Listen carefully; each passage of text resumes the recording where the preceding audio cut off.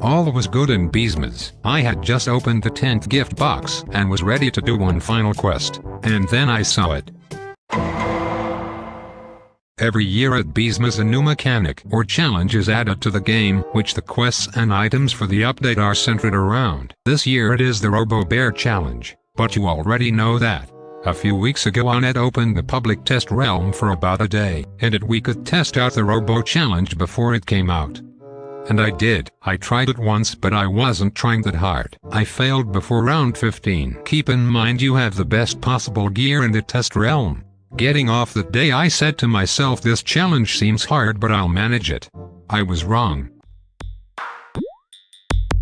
Firstly, we are going to put into perspective how hard this challenge really is. I am a fully level 15 red hive with the dark scythe and have spent over 64 days on the game. I can always get to round 10 easily, but not get through it. I would guess I have gotten through round 10 about 5 times. And guess how many times I've attempted the challenge? Probably around 30 times. Using my math I get past round 10 every 6 attempts. Which seems too low but it's just an estimation. Remember I'm a level 15 hive with the dark scythe. I have gotten to round 15 once ever and failed it.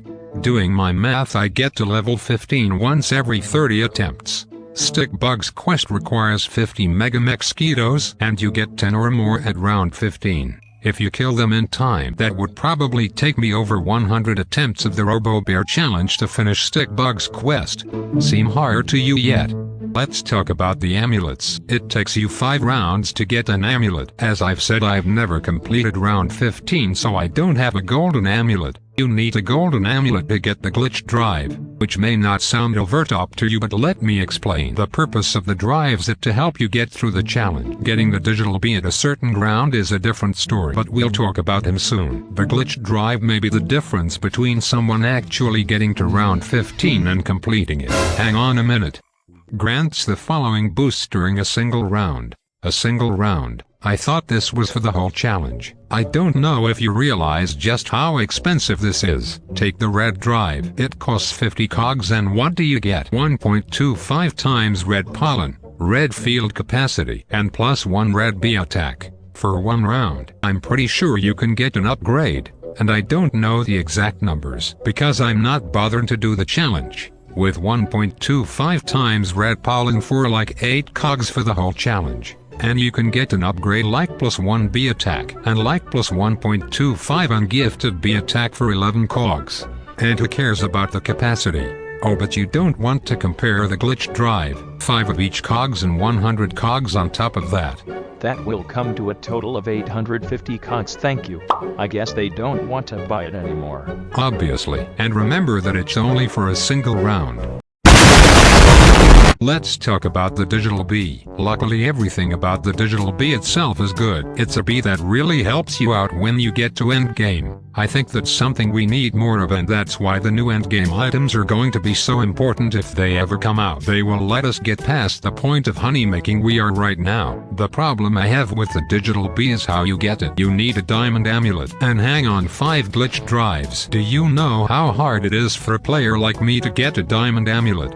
It's impossible, or anyone can just buy a digital bee from the shop for 2,500 Robux. Smart play by Onet. Make a bee almost impossible to get but make a pack that anyone can buy with it. I bet after everyone spends their money on this pack Onet's going to nerf the challenge, so everyone who bought it will seem stupid. To be honest, the 20th quest isn't as hard as I thought it would be. You need to get 60 billion pollen, and while that's hard I thought it'd be like a trillion. Oh wait, you also have to defeat 20 cog mowers, and they spawn randomly around the map. Currently only 46 people in the world have gotten a Supreme Cog Amulet. You can check on the leaderboard, and you get a Supreme Cog Amulet with a score of 125,000. That's right, only 46 people in the world have a Supreme Cog Amulet. Compare that to how many would have the Diamond Stick Bug or the Supreme SSA. Although you can make the argument that the challenge is new and people just don't have a grip on the challenge yet. But let me tell you why this challenge is so hard. And the main reason isn't because people don't understand the challenge yet. There are 2 main reasons that this challenge is as ridiculously hard as it is. Firstly, RNG. If you don't know what RNG is, it's just chance. In other words, this challenge leaves way too much up to chance. Last year Puff Shrooms faced the exact same problem, and especially Stick Bug's Quest last year. You required an epic Puff Shroom in the sunflower field. Stick Bug's Quest this year is as bad or worse. And you may be asking yourself how trying to randomly get an epic Puff Shroom in a certain field is just as or less up to chance as killing mobs that are guaranteed to spawn on certain rounds. Well, it's not finding the mobs themselves that's the problem is getting to them. As soon as you load up a Robo Bear challenge, what's the first thing you do? You select the quest based on RNG. After that you select your bees based on RNG. Then you select your upgrades based on RNG. So we've already established that before the round even starts everything is based on RNG. Of course, when you get in the round there's not really much RNG. You may think that mosquitoes and cogmowers spawning is up to chance, but you'd be wrong. It's just complicated coding that decides when to send you mobs. But don't get me wrong, in round 10 and 20 when you have to find the cogmowers is based on chance, and where they spawn can alter your performance of that round. Say for example you're a red hive and all the cogmowers spawn in red fields. You would have a much easier time because you'd be gaining red pollen while killing the cogmowers. Whilst RNG is a big problem for the Robo Bear challenge, it wouldn't be nearly as bad if it wasn't for the next reason. The quests escalate way too quickly. You go from round 5 being 1.6 million pollen, then round 10 is 60 million pollen, and suddenly round 15 is 2 billion pollen. And the problem with it is that the upgrades don't escalate on the same rate. So to get through these rounds people will use boosts. I've heard that you should treat the Robo Bear challenge like a boost, and the reason I don't like that is because of the RNG. It's easy to get one wrong quest, and you'd have wasted all those boosts. And plus, is wasting these boosts really worth the risk? Like a normal boost, of course there's RNG depending on stuff like field dice, the timings of stuff, and much more, but there's really not much risk. So for most people who don't use many boosts during the challenge, the upgrades don't give you enough to be able to gain enough pollen and honey for the later rounds. While the RNG makes the challenge fun and creative, the problem with the way the quests escalate so fast it makes the challenge super hard to beat. But there's a simple solution to all of this. Although I've talked about the RNG in this challenge a lot, it's actually perfectly fine to be in the challenge. In fact, I wouldn't want on it to change anything about the RNG.